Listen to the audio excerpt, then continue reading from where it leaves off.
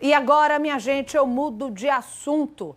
Vamos falar de assassinatos brutais que chocam toda a sociedade. Pessoas que cometem crimes hediondos contra vítimas indefesas ou até contra familiares. São diagnosticados como sociopatas ou psicopatas. Geralmente, as pessoas que cometem esse tipo de crime têm comportamento solitário ou possessivo e o pior, quase sempre não possuem sentimento de culpa. Especialistas dizem que problemas mentais não têm cura, mas têm tratamento. E que é preciso ficar bem atento aos sinais que podem identificar uma mente criminosa. A reportagem especial é de Vinícius Mecenas.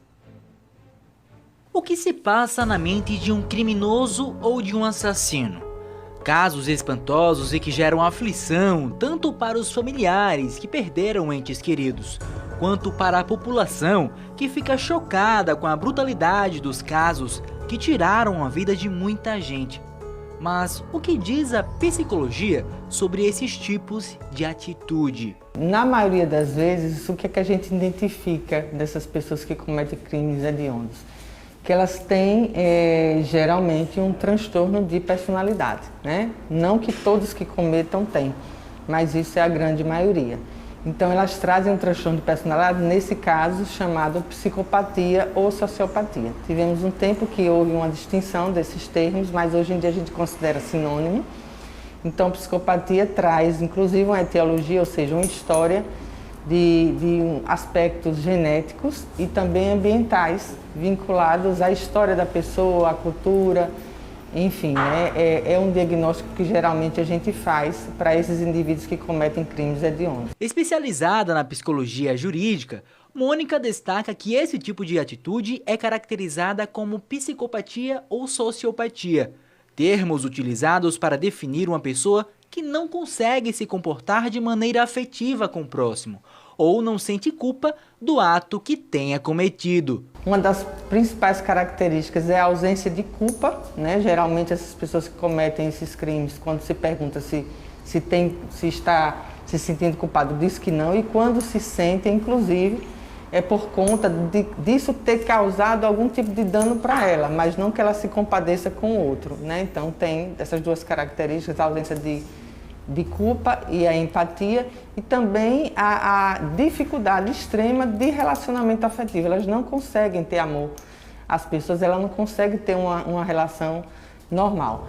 No Brasil, crimes impiedosos deixaram marcas. A exemplo do caso Isabela Nardoni, em 2008, no estado de São Paulo. Isabela Nardoni caiu do 6º andar de um edifício e não resistiu, veio a óbito. A polícia começou investigações que levaram ao pai, Alexandre Nardoni, e a madrasta, Ana Carolina Jatobá, que jogaram a criança pela janela. Durante a investigação, nós obtivemos uma informação de que o veículo deles tinha um rastreador.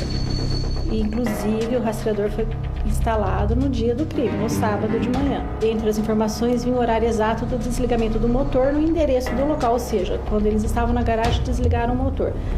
Subtraindo o tempo da chegada do casal até a queda da criança, passaram-se 12 minutos e 26 segundos. Para dar sustentação à versão deles, eles falaram, não, nós ficamos um tempo na garagem. Eu desci para pegar minha família, na volta eu não subi direto ao apartamento. A gente ficou um tempo dentro do carro, porque entrou um outro carro com volume de som alto e eu estava com medo de acordar as crianças, então a gente ficou um tempo na garagem. Considerando o mínimo possível do ser humano subir, descer, esperar o elevador, abrir a porta, etc., o mínimo seria de 19 minutos aproximadamente. E o tempo máximo que tudo aconteceu foi de 12 minutos e 26 segundos. Outra situação assustadora foi o caso Elisa Samúdio, no Rio de Janeiro. A mulher de 25 anos era amante do goleiro do Flamengo, Bruno Fernandes, classificado como autor do crime. Segundo informações da polícia, Bruno teria levado Elisa para visitar seu sítio em Minas Gerais e nunca mais foi vista em público. As investigações chegaram ao jogador, que foi condenado pelos crimes de assassinato e ocultação de cadáver. Aqui em Sergipe, o estado parou com a notícia do caso Lohane. Uma garotinha que tinha apenas 6 anos de idade. Ela morava nessa casa, em uma comunidade carente aqui no bairro Santa Maria. A garota foi encontrada morta a poucos metros daqui, em um terreno baldio. De acordo com informações da polícia, ela havia sido abusada sexualmente e morta logo em seguida. O caso aconteceu em outubro de 2021. Horas depois, um suspeito foi preso. A comunidade revoltada chegou aí à delegacia, onde o indivíduo estava detido, para agredi-lo. Algumas pessoas atearam fogo em um ônibus. Todos ficaram em choque com o vandalismo. A gente passou a noite toda procurando ela por cima de morro, pela rua toda, chamando pelo nominho dela, chamando Lohana. Lohana, se você escutar a gente, você grite que a gente vai até você. A gente vai buscar você e a gente não encontrou. A psicóloga ainda revela que a maioria dos casos criminosos são cometidos pelo público masculino.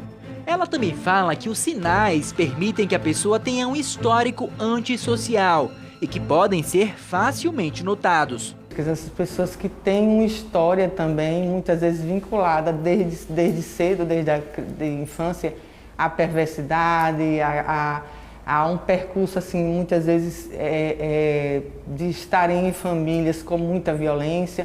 Mas a gente sabe, dentro da psicologia, que nada é unicamente determinante. Isso é muito importante a gente pontuar, porque o ser humano é muito complexo, né? Então, nós nunca temos uma etiologia única. Não, temos várias variáveis que acabam, né, se associando e a gente analisando isso. Problemas mentais como estes só podem ser identificados e diagnosticados a partir dos 18 anos de idade e que são doenças com tratamento contínuo, ou seja, sem cura. A ciência da medicina nem da psicologia fala em cura com relação à psicopatia, né? A gente fala sim que precisa ter acompanhamento psicológico, algumas vezes de medicação, mas não em si da psicopatia, mas das comorbidades que ela pode acarretar. Mas é um tratamento que é contínuo, né? Que a gente não é destacado na ciência a questão da cura. Os transtornos mentais, transtornos de personalidade, a gente não cita como cura, mas como um acompanhamento psicológico.